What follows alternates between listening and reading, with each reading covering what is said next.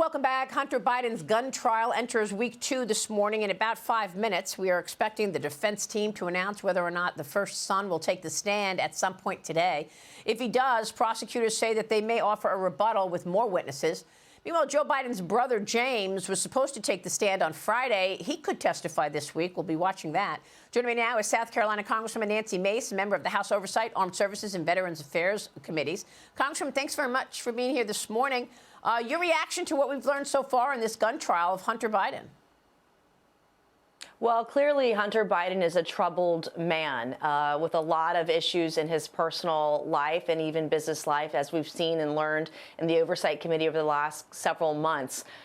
We wish him well. I hope he gets over his drug addiction. But even more so, as we move forward on the Oversight Committee, I support James Comer, the chairman of the Oversight Committee, in referring charges for Hunter and James Biden in our pursuit of justice for Joe Biden.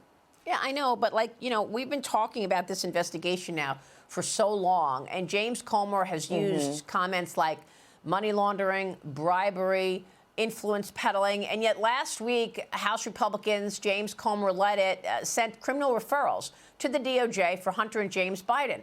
And what I want to know is, why are you sending criminal referrals about Hunter and James Biden for lying to Congress? Where are the criminal referrals for this other stuff?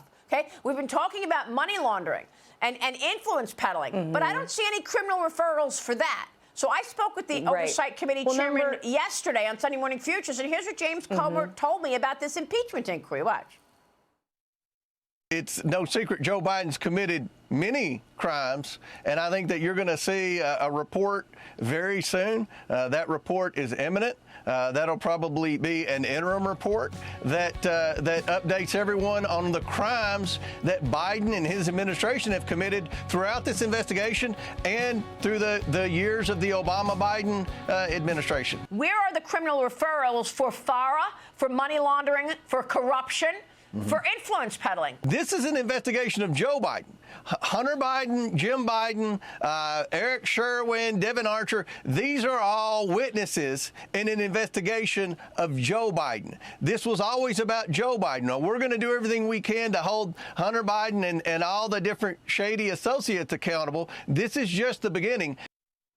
So what does that mean, Congressman? This is just the beginning. You all are going to release a report later on in the week about Joe Biden crimes, is what he just said. Is that right?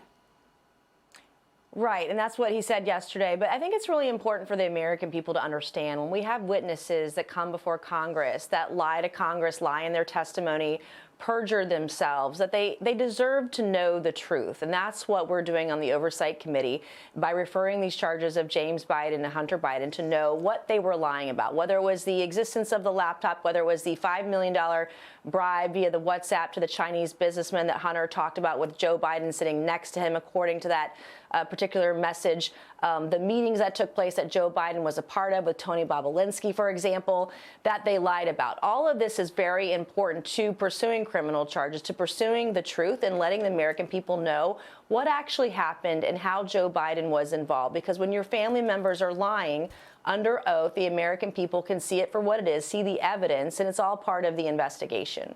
Well, we'll wait for that report later on in the week to learn more, of course. But President Biden announced another $225 million aid package for Ukraine, including weapons from U.S. stockpiles, financial support to help rebuild Ukrainian electrical grid. Biden even apologized to Ukrainian President Zelensky for the delay, Congresswoman. I mean, don't we have electrical grid issues here?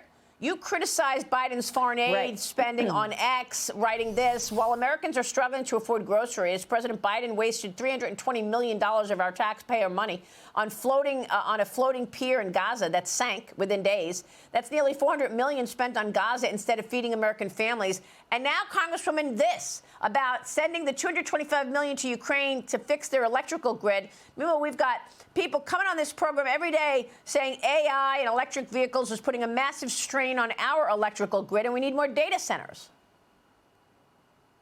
Right, and I chair the Cybersecurity Committee on Oversight. We just recently had a hearing about China and Chinese folks that are hacking our agencies, our companies, public and private, et cetera. And our critical infrastructure is very important to protecting. We should be using our own resources, our own taxpayer dollars to, for example, build a wall at the southern border, protect our nation from the invasion that's happening south. We need to make sure that our critical infrastructure is protected from cybersecurity attacks by Chinese actors, by Russian actors, people that want to do Americans harm.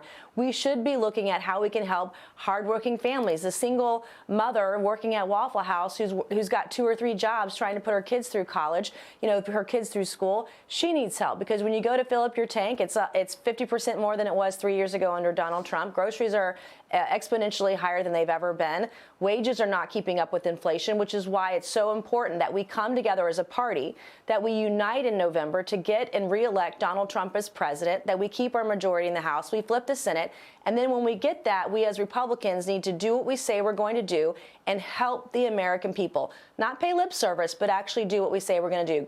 Make good on all the campaign promises we're making this year. Well, look, I mean, with all due respect, Congresswoman, isn't it rich for you to say you want to unite when you are actually one of the people who joined with a small group of people to take down your leader, Kevin McCarthy?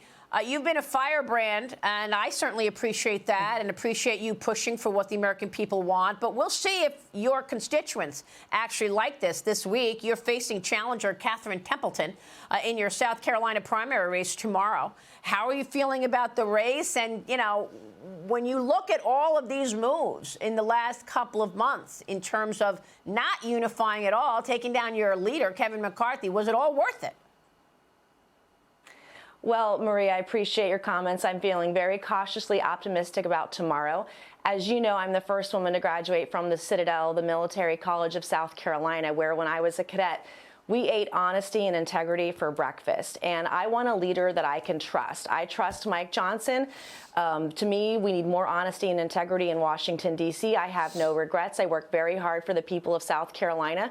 And I believe you'll see the results of that hard work tomorrow when the election is called, I think, early in the night. And I think it's really important that when we talk about dividing the party, it's Kevin McCarthy. He spent $7 million against me in my Republican primary. That money could be spent to help Donald Trump. And I really want to unite. I hope that Kevin will help us unite the party when we get through this election tomorrow, that we can all come together. There's a place for people like me in the party. There's a place for people like McCarthy.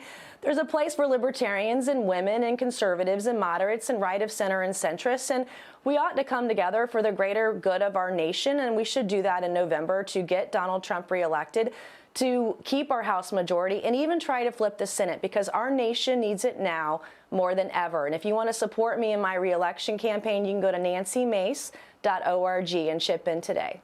So, Congresswoman, the Journal writes this: controversial lawmaker Nancy Mace fights for her political life. And you told the Journal in a recent interview, I owe Washington nothing. They left me out to dry, and I'm going to be stronger for it.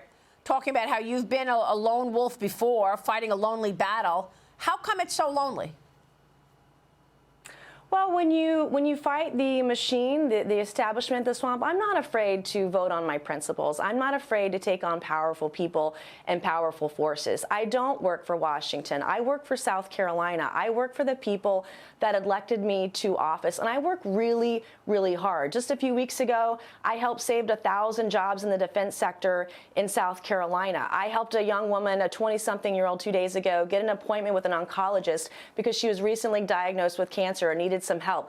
I work really hard for the people of South Carolina. I love the job. It doesn't feel like work. I work 7 days a week, and I think you'll see that reflected tomorrow night, and I'm excited about it, and I'm excited to have an overwhelming amount of support in our race. And folks can go to nancymace.org if they want to take on the Washington machine with me. It is very lonely. I will tell you, when you tell the truth, when you operate with honesty and integrity, when you work hard and you take on the machine, they come right back at you. They come back at you hard.